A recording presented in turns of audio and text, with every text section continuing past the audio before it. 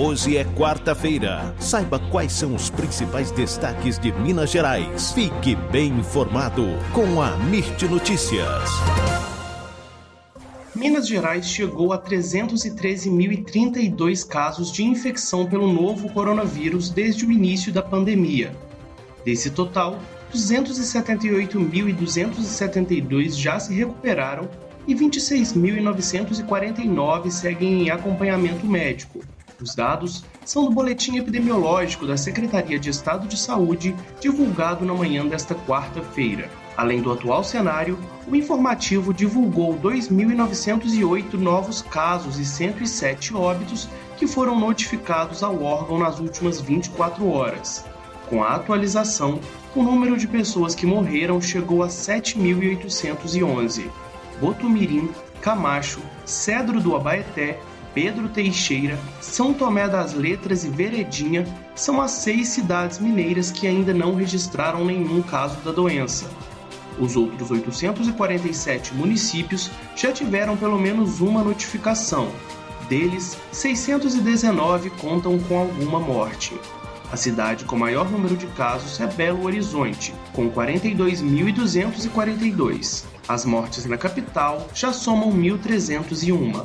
Do portal Amirte em Belo Horizonte, repórter André Viana. Após ter contato com uma pessoa que testou positivo para a Covid-19, o governador de Minas Gerais, Romeu Zema, teve que cancelar toda a agenda oficial.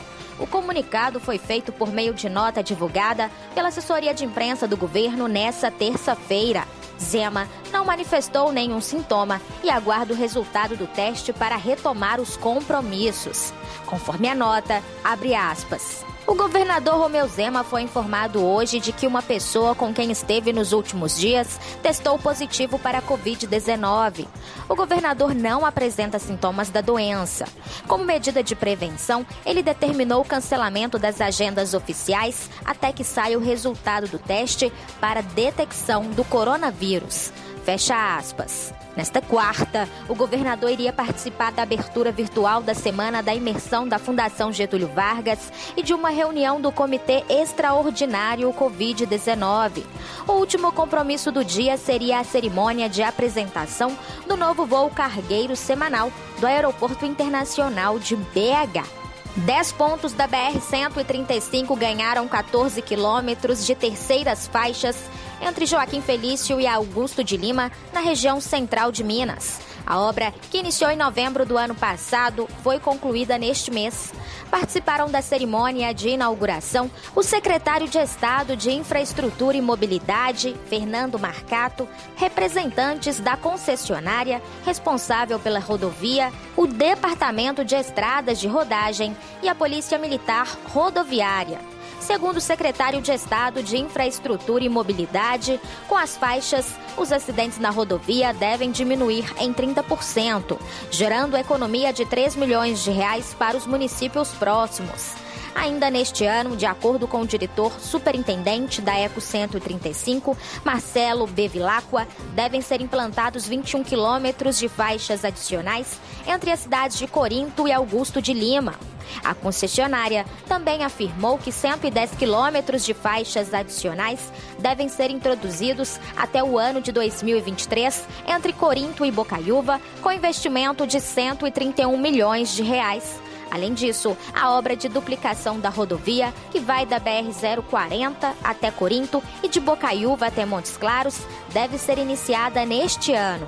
Conforme o governo do estado, R$ 518 milhões vão ser investidos na região em 2020.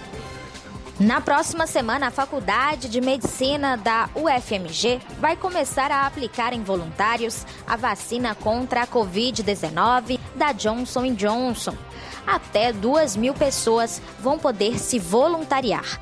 O estudo faz parte da fase 3 da vacina candidata da Johnson & Johnson.